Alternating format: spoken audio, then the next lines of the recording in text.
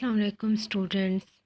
आज एनाटॉमी और फिज़ियोलॉजी में हम चैप्टर नंबर 3 में नेक्स्ट टॉपिक डिस्कस कर रहे हैं, जो है anatomy of cardiovascular system. Cardiovascular system को डिस्कस करने से पहले हमें पता हो कि मेन टर्मिनोलॉजीज़ जो इस लेक्चर में यूज़ होंगी वो क्या क्या हैं। सबसे पहले तो यहाँ पे लिखा हुआ है कि कार्डियो का क्या मतलब है। कार्डियो का मतलब है हार्ट, एंड वेस्कुलर का क्या मतलब है, high vessels that circulate the blood. So cardiovascular system में हम क्या पढ़ेंगे, हार्ट का स्ट्रक्चर उसके बारे में पढ़ेंगे, और हमारी ब्लड वेसल या हमारा सर्कुलेटरी सिस्टम जो आ रहा है वो हम इसमें डिस्कस करेंगे। नेक्स्ट टर्म जो है वो है ऑक्सीजनेटेड। ऑक्सीजनेटेड क्या होगा, ऑक्सीजनेटेड में वो ब्लड काउंट होगा जिसमें ऑक्सीजन का लेवल हाई होगा, और डी ऑक्सीजनेटेड में वो ब्लड होगा जिसमें ऑक्सीजन का लेवल जो है वो कम होगा, यानी ऑक्सीजन रिमूव हो चुकी होगी, तो उसके लिए हम यूज़ करेंगे D oxygenated. So basic terms कौन कौन सी है, cardio mean hearts, vascular means the high vessels that circulate the blood, और ऑक्सीजनेटेड में ऑक्सीजन का हाई लेवल, और डी ऑक्सीजनेटेड में है लो ऑक्सीजन लेवल। नेक्स्ट आ रहा है कि एनाटॉमी ऑफ कार्डियोवैस्कुलर सिस्टम में कि सर्कुलेटरी सिस्टम। सर्कुलेटरी सिस्टम क्या है कि सर्कुलेट करता है ब्लड को through out the body and close system, heart and blood vessel. यानी 3 मेजर कंपोनेंट बताए हैं कि सर्कुलेटरी सिस्टम का काम क्या है कि इसने पूरी बॉडी में जो है वो ब्लड को सर्कुलेट करना है। फिर हमारी सर्कुलेटरी सिस्टम की टाइप बताइए कि हमारी बॉडी में क्लोज सर्कुलेटरी सिस्टम मौजूद है, यानी हमारा ब्लड जो है वो इन स्पेसिफिक ब्लड वेसल्स के अंदर ही मूव करेगा, इसके अलावा जो है वो बॉडी टिश्यू जो है वो वहाँ नहीं जाएगा। उसके बाद आ जाता है कि इसमें कौन कौन से 2 कंपोनेंट्स हैं, तो इसके 2 बेसिक कंपोनेंट हार्ट और ब्लड वेसल्स हैं। नेक्स्ट आ रहा है कि कौन कौन से ऑर्गन्स जो हैं वो इन्वॉल्व होते हैं सर्कुलेशन में। Followings are the major organ for the circulation of blood into the human body. यानी हमारी बॉडी में ब्लड सर्कुलेशन में कौन कौन से जो हैं वो ऑर्गन इन्वॉल्व होते हैं। सबसे पहला ऑर्गन जो यहाँ पे लिखा है इन्होंने हार्ट, क्योंकि हार्ट का काम है कि इसने ब्लड जो है वो इसको पंप करना है। उसके बाद आर्टरीज आती हैं, ये थोड़ी बड़ी वो होती हैं, वेसल्स होती हैं, और ये क्या करती हैं, ऑक्सीजनेटेड ब्लड लेके जाती हैं बॉडी की तरफ। आर्ट्यूल्स जब फर्दर डिवाइड होती हैं आर्टरीज तो आर्ट्रियूल्स बनाती हैं, and then arteries further divide, बिल्कुल थिन लेयर स्ट्रक्चर जिसमें समझे कि एक लेयर सिंगल लेयर हो जाती है, वो इतनी बारीक जो वेसल्स होती हैं वो कैपलरीज की होती हैं। और देन उसके बाद आएंगी वेन्यूल्स। वेन्यूल जो हैं वो थोड़ी ज्वाइन होंगी, मतलब जब कैपलरीज ज्वाइन होंगी तो वेन्यूल्स बनेंगी, और वेन्यूल्स जो हैं वो उनमें डीऑक्सीजनेटेड ब्लड होगा, लो ऑक्सीजन वाला। और उसके बाद वेन्स आएंगी जो कि ब्लड को जो है वो डीऑक्सीजनेटेड ब्लड को हार्ट की तरफ लेके जाएंगी।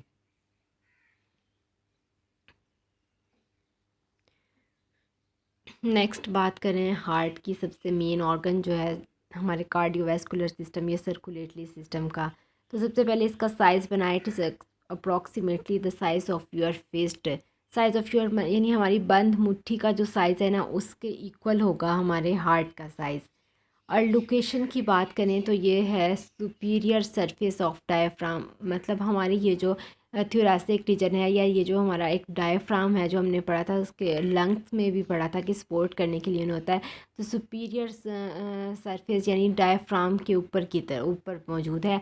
Left to the medial line, यानी हमारी बॉडी का सेंट्रल एक्सिस जो हमारी बॉडी को 2 इक्वल हाफ्स में डिवाइड कर रहा है उसे मीडियल लाइन कहते हैं। तो ये मीडियल लाइन से थोड़ा सा लेफ़्ट साइड पे मौजूद है। Anterior to the vertebral column and posterior to the sternum. Anterior to the vertebral column का क्या मतलब है कि वर्टिब्रल कॉलम से आगे की तरफ, और पोस्टीरियर टू द स्टर्नम मतलब कि हमारी चेस्ट बोन जो होती है ना, स्टर्नम की चेस्ट बोन, इससे पीछे की तरफ मौजूद है। यानी हमारी वर्टिब्रल जो है वो कॉलम उससे आगे की तरफ, और हमारी जो है वो स्टर्नम उससे पीछे की तरफ ये मौजूद होती है। वेट की बात करें तो इसका 300 ग्राम जो है ना वेट होता है मेल्स के अंदर, एंड 250 ग्राम जो है वो इसका वेट होगा फीमेल्स के अंदर। ये एक हार्ट की डायग्राम दिखाई हुई है। अब इस सारे को हम एक दफ़ा ओवरऑल देख लेते हैं, उसके बाद डिटेल में पढ़ेंगे। हार्ट को ना हमने सबसे पहले 4 चैम्बर्स में डिवाइड किया, right atrium, right ventricle, left atrium और लेफ़्ट वेंट्रिकल। ये वाला क्या था, राइट एट्रियम, ये राइट वेंट्रिकल, ये लेफ़्ट एट्रियम और ये लेफ़्ट वेंट्रिकल। इनके दरमियान ये ओपनिंग या वॉल्स मौजूद होते हैं, ये वाले जो यहाँ पे ये 4 वॉल्स दिखाए हुए हैं। अब इनको क्या कहते हैं, सबसे पहला वॉल जो कि राइट एट्रियम और राइट वेंट्रिकल के ट्राइकैस्पिड वॉल है, ये वाला पल्मोनरी वॉल है, ये वाला एओर्टिक वॉल है, ये मेट्रनल वॉल है। उसके बाद ये पल्मोनरी वेन्स हैं, पल्मोनरी आर्टरी है, एओर्टा है, सुपीरियर वेना केवा है और इन्फीरियर वेना केवा है। अब हम इन तमाम स्ट्रक्चर्स को ना आगे अब डिटेल में पढ़ेंगे। सबसे पहले बात करेंगे कि हार्ट की कवरिंग। हार्ट जो है वो इसको ये आउटर कवरिंग ने सराउंड किया होता है, तो उस कवरिंग को क्या कहते हैं, उसको हम कहते हैं पेरिकार्डियम। पेरिकार्डियम की बात करें तो ये डबल वॉल्ड सैक, मतलब कि डबल लेयर, 2 लेयर्स मौजूद होती हैं अराउंड द हार्ट, जो कि हार्ट के गिर्द मौजूद हैं।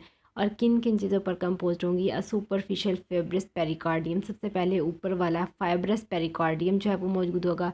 उसके बाद विज़रल लेयर और एपिकार्डियम, उसके बाद आ जाएगी एपिकार्डियम की layer lies the surface of the heart, जो कि हार्ट की सरफेस पर मौजूद है। उसके बाद they are separated by the fluid filled pericardium cavity, और इसके दरमियान कैविटी, यानी कि ये इस तरह 2 लेयर्स होंगी, ये सुपरफिशियल फाइब्रस कार्डियम और ये एपिकार्डियम, ठीक है।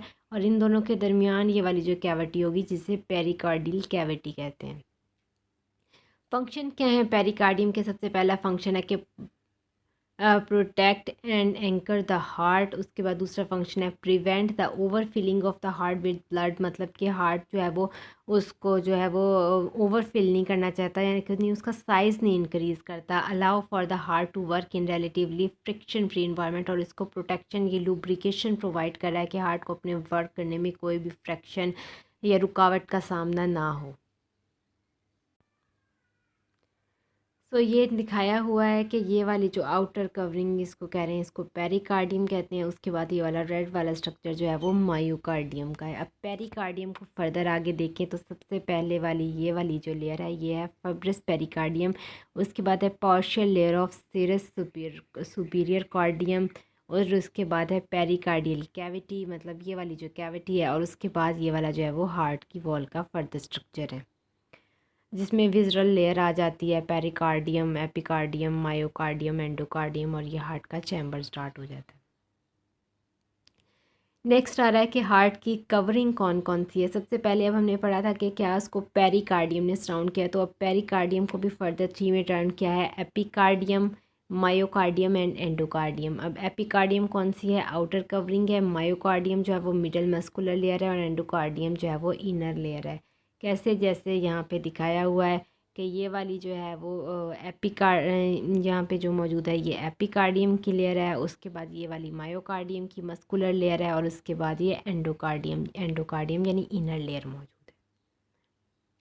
उसके बाद हम फर्दर डिवीजन में आएंगे कि चैम्बर्स ऑफ हार्ट को कितने चैम्बर्स में डिवाइड किया गया है। So divided into the 4 chambers. 4 chambers कौन से हैं, राइट एंड लेफ्ट एट्रियम जो कि अपर चैम्बर हैं ऊपर वाले। उसके बाद राइट एंड लेफ्ट वेंट्रिकल जो कि लोअर चैम्बर हैं।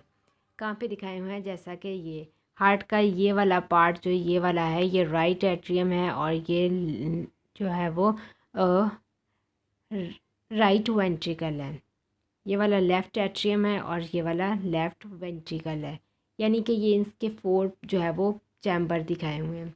Heart wall separate each chamber and prevent the back flow of the blood. अब इन हार्ट्स के चैम्बर के दरमियान ही डिफरेंट किस्म के जो है ना वॉल्स मौजूद होते हैं, और उन वॉल्स का क्या काम है कि उन्होंने उसको जो है वो ब्लड को हर चैम्बर में सेपरेट करना है और उनके बैक फ्लो को रोकना है। यानी जब एक चैम्बर से दूसरे चैम्बर में ब्लड फ्लो कर जाएगा तो वहाँ वाला वॉल जो है वो बंद कर जाएगा, ताकि जो है वो ब्लड वापस वहाँ पे ना आ सके। सो वॉल कौन कौन से, ट्राइकैस्पिड वॉल है, बाइकैस्पिड वॉल है, पल्मोनरी वॉल है और एओर्टिक वॉल है। अब ये वॉल्स होते क्या हैं, सबसे पहला वॉल ये वाला जो यहाँ पे दिखाया हुआ है ये वाला वॉल ट्राइकैस्पिड वॉल बिटवीन कहाँ पे मौजूद है, right atrium and the right ventricle. इसके दरमियान जो यहाँ पे वॉल मौजूद है इसको हम कहेंगे कि ये आर्ट्रियो वेंट्रिकुलर वॉल जो आते हैं ना, एवी वॉल्स कह देते हैं, जो आर्ट्रिकल और वेंट्रिकल्स के दरमियान, तो ये वाला ट्राइकैस्पिड वॉल है। उसके बाद आर्ट्रियो वेंट्रिकल वॉल में सेकेंड वॉल जो आता है वो बाइस्कैस्पिड वॉल होगा, जो कि यहाँ पे मौजूद होगा लेफ़्ट, जो कि यहाँ पे मौजूद होगा लेफ़्ट एट्रियम और लेफ़्ट वेंट्रिकल। मतलब यहाँ पे ये वाला जो वॉल मौजूद है ये लेफ़्ट एट्रियम और लेफ़्ट वेंट्रिकल के दरमियान है, तो हम इसे कहेंगे कि ये बाइकैस्पिड वॉल है। नेक्स्ट हमारे पास आ रहा है semi lunar wall. Semi lunar walls में क्या आते हैं, एओर्टिक सेमी ल्यूनर वॉल और pulmonary semi lunar wall. Aortic walls lies between the left ventricle and the aorta. अब लेफ्ट वेंट्रिकल्स कौन सा है, ये वाला स्ट्रक्चर था, और ये वाला जो है वो हमारी एओर्टा है। तो यानी कि वो वाला वॉल जो यहाँ पे ये वाला वॉल मौजूद है इसको हम कहेंगे कि ये एट्रियो जो है वो सेमिनल वॉल है। उसके बाद pulmonary wall. Pulmonary walls lie between the right ventricle and the pulmonary trunk. अब ये कहाँ पे मौजूद है, राइट वेंट्रिकल यानी हमारा ये वाला वेंट्रिकल और पल्मोनरी ट्रंक, और ये वाली जो है ना ये वाली पल्मोनरी ट्रंक। अब ये वाला वॉल जो यहाँ पे इस तरह मौजूद है ये वाला, इस वॉल को कहते हैं पल्मोनरी सेमिल्यूनर वॉल या पल्मोनरी वॉल, जो कि राइट वेंट्रिकल और पल्मोनरी ट्रंक के दरमियान मौजूद है।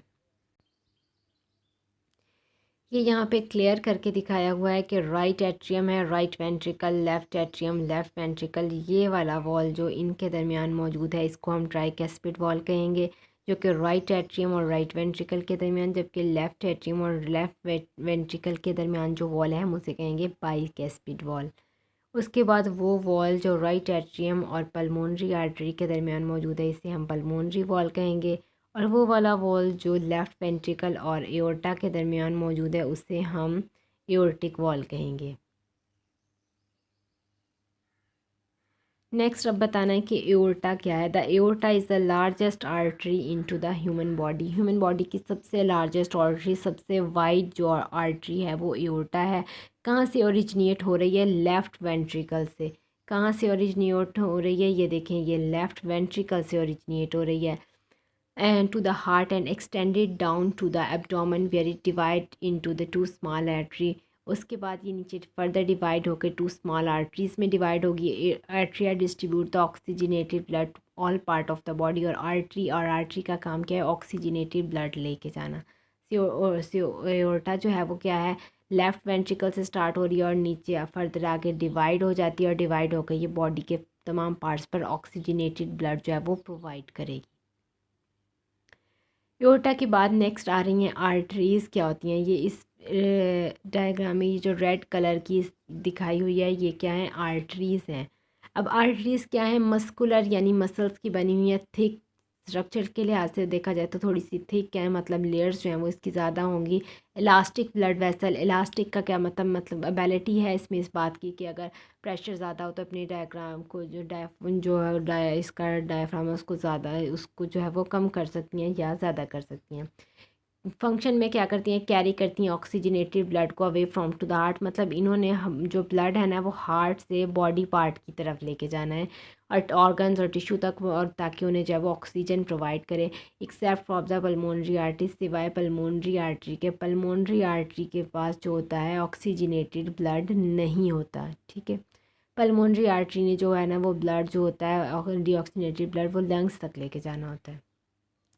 नेक्स्ट आ जाती हैं आर्ट्रियोल्स। ये यहाँ पे ये इतने सेक्शन में अब आर्ट्रियोल्स जो हैं वो डिवाइड हो गई हैं आर्टरीज फर्दर स्मॉल वेसल्स के अंदर, और इन स्मॉल टर्मिनल ब्रांचेस जो होती हैं ना इनको हम आर्ट्रियोल्स कहते हैं। इनका वर्क क्या है कि कनेक्शन का काम करती हैं बिटवीन कैपलरीज। ये कैपलरीज और ये आर्टरीज है और इनके दरमियान ये एक कनेक्शन या लिंक बना रही हैं।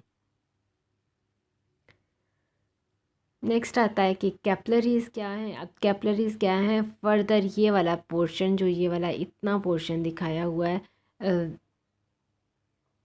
ये वाला जो इतना पोर्शन दिखाया हुआ है ये कैपिलरीज़ का पोर्शन है। अब कैपिलरीज़ क्या है, वेरी स्मॉल ब्लड वेसल्स, क्योंकि आर्ट्रियोल्स ही फर्दर डिवाइड हो रही है ना कैपिलरीज़ में, तो ये और स्मॉल होती जाएंगी और मतलब बिल्कुल वन लेयर स्ट्रक्चर हो जाएगा कि इतना क्लोज कि यहाँ से ऑक्सीजन जो है वो ब्लड में डायरेक्टली डिफ्यूज़ हो जाएगी। अब काम क्या है, कनेक्ट करती हैं आर्ट्रियोल्स, ये आर्ट्रियोल्स थी यहाँ और ये वेन्यूल्स आ रही हैं, इन दोनों के दरमियान कनेक्शन का काम कर रही हैं।